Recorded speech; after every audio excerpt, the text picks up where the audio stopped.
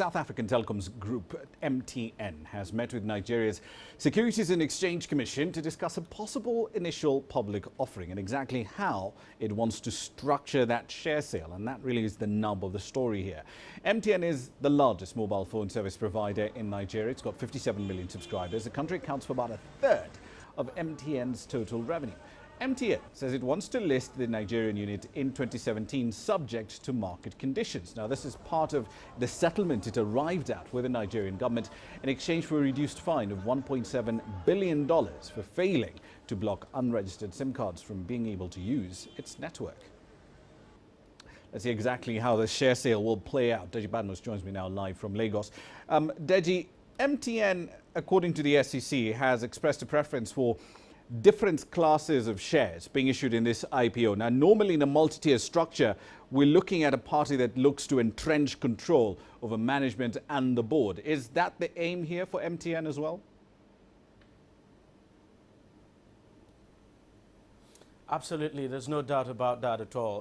What MTN is aiming to do is just to give key insiders, more voting rights now over decisions and to prevent any possible future hostile takeover. But there's no question at all that the reason MTN is doing this is just to, give these key insiders now control over the board and management of the company in the future, Rana. Indeed, the SEC also says it will back the offer, quote, if retail investors are protected, end of quote. Now, for the purpose of this conversation, how is the SEC defining protection of retail investors here? Well, the SEC has not actually expatiated on that. But what I think the SEC is trying to do is, to protect retail investors, since MTN is talking about two classes of investors now.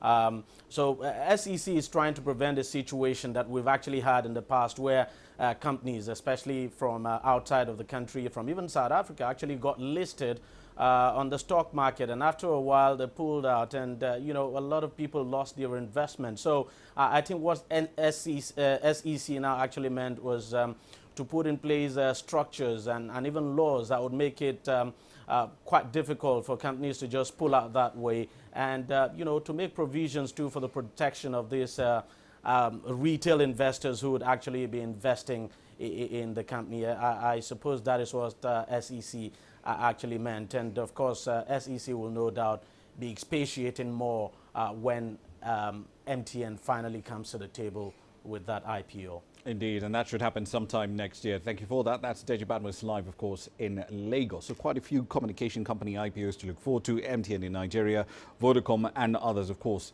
in Tanzania.